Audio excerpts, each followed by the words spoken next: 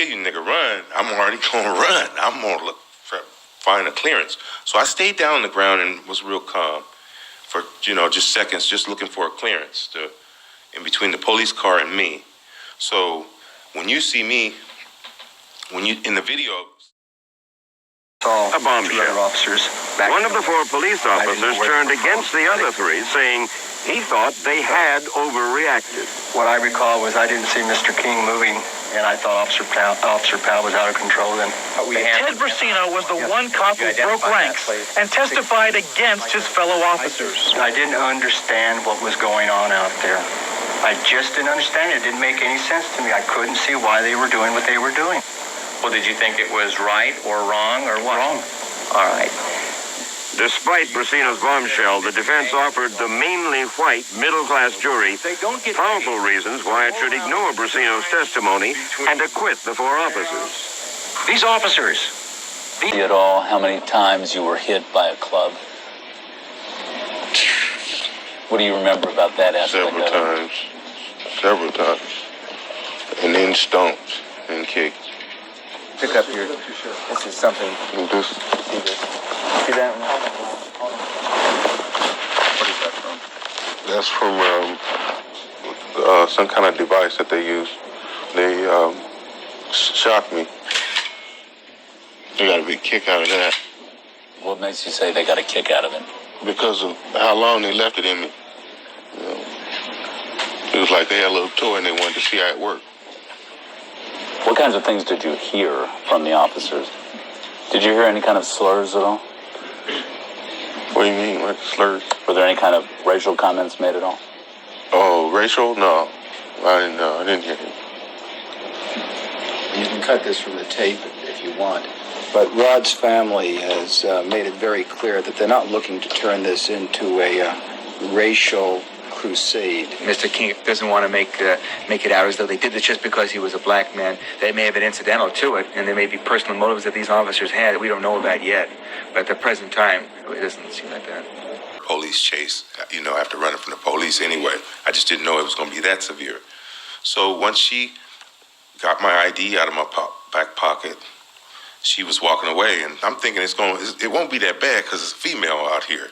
So maybe these boys ain't gonna act a fool on me. I knew it was gonna be a beating, but a whooping, I didn't know how bad.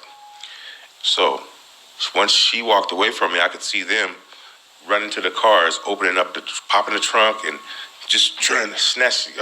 He's trying to pull a billy club out of the car, and then they started running towards me. So I just didn't want to see. So I faced my. As she was walking away, I said, "Hey, tell them that they don't have to do this." And she started walking away. I said, "Hey, tell them they don't have to do this." I'm getting scared now because they just like inches from me.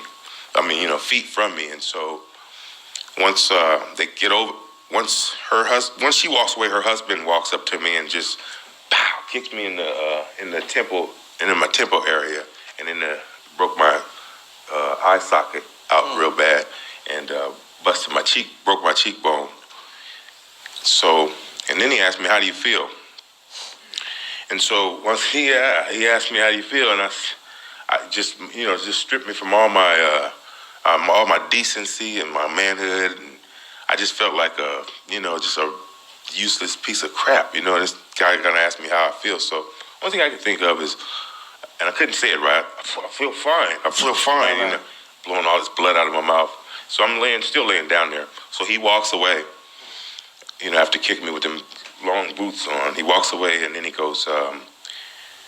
Then Sergeant Kuhn comes in. Didn't know him by name then. I know him well to be the sergeant now. And once he walked in, he immediately, boom, tased me. He must have heard the highway patrol officer ask, "How did I feel?" So once he discharged that first taser through me, it stopped. I'm full of blood, and he asked me, "How do you feel now?" And I didn't say anything. And then just before he shot me again, he said, "We're gonna kill you, nigga, run."